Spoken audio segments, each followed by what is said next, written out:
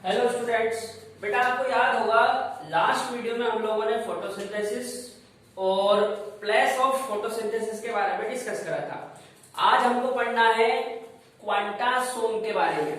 ठीक है, सबसे पहली चीज तो क्वांटासोम को फोटोसिंथेटिक यूनिट कहा जाता है।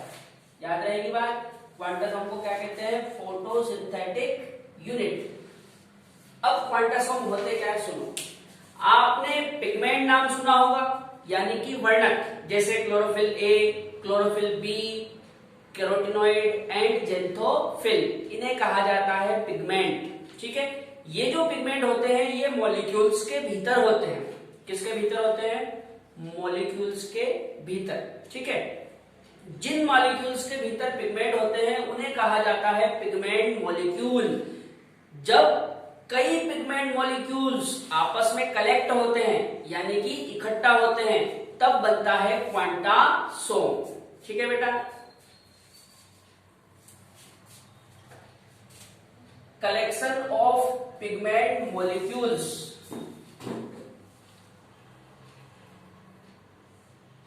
Which help in photosynthesis. मतलब पिगमेंट मॉलिक्यूल के कलेक्शन को हम क्वांटासोम कहते हैं, जो प्रकाश संश्लेषण में सहायता करते हैं। Next, photosynthetic unit presents on thylakoid membrane are made up of 230 to 400 molecules of various pigments called quantasome. यानी कि जो क्वांटासोम होते हैं ये 230 से 400 पिगमेंट मॉलिक्यूल द्वारा बने होते हैं। ठीक है बेटा, ये बहुत इंपॉर्टेंट है और एनसीईआरटी में दिया हुआ है, याद रखना। जो क्वांटासोम होते हैं उसमें कितने पिगमेंट मॉलिक्यूल होते हैं? 230 से 400। और क्वांटासोम होते कहां है? थाइलेकोइड की मेम्ब्रेन पर। ठीक, अच्छा, अब दो साइंटिस्ट थे, पार्क और बिगिंस। ये जो पार्क और बिगिंस थे, इन्होंने ही फोटोसिंथेटिक यूनिट को क्वांटासोम कहा। ठीक है, जो पार्क और बिगिंस नामक साइंटिस्ट है, इन्होंने क्लोरोप्लास्ट में जो प्रकाश संश्लेषी इकाई होती है, यानी कि फोटोसिंथेटिक यूनिट, उसी को क्या कहा? क्वांटासोम। ठीक है, एक बार और फिर से समझ लो।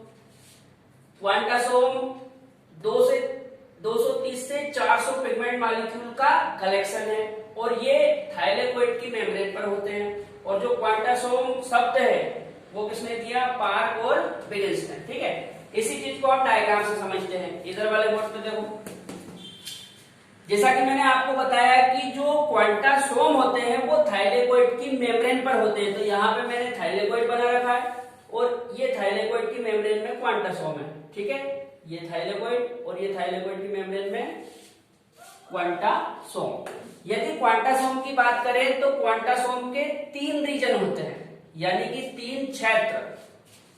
एक होता है आउटर रीजन, जिसे एंटीना कॉम्प्लेक्स कहा जाता है। दूसरा होता है मिडल रीजन, जिसे कोर कॉम्प्लेक्स कहा जाता है। और तीसरा होता है सेंट्रल रीजन, जिसमें होते हैं सेंट्रल मॉलिक्यूल्स।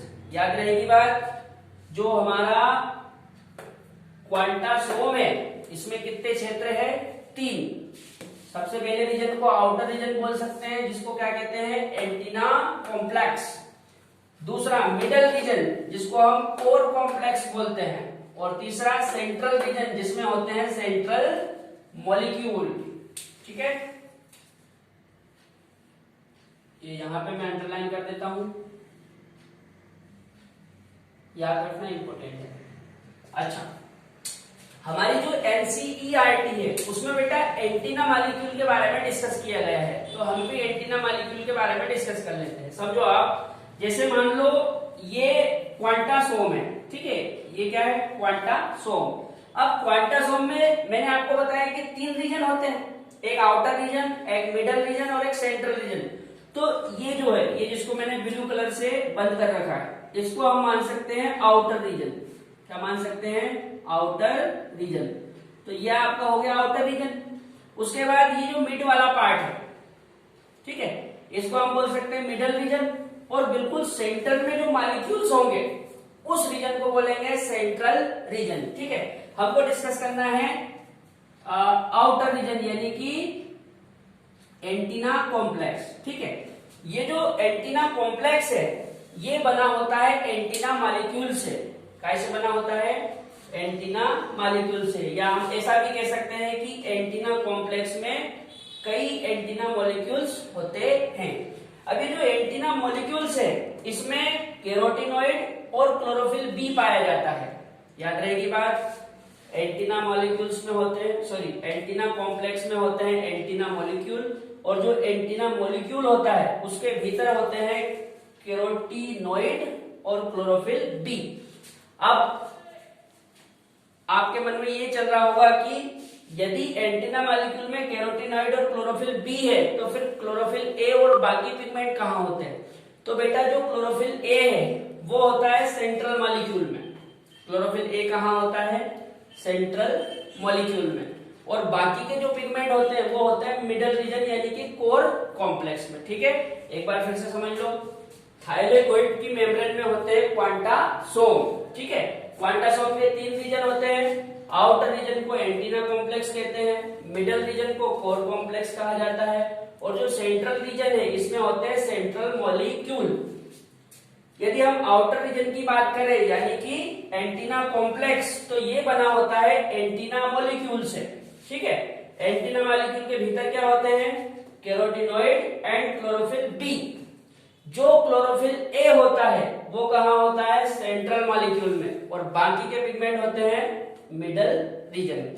ठीक है, यहाँ पे मैंने आपको क्वांटासोम के बारे में लगभग सारी बातें बता दी। अब नेक्स्ट वीडियो में हम पढ़ेंगे लाइट हार्वेस्टिंग कॉम्प्लेक्स के बारे में। ठीक है।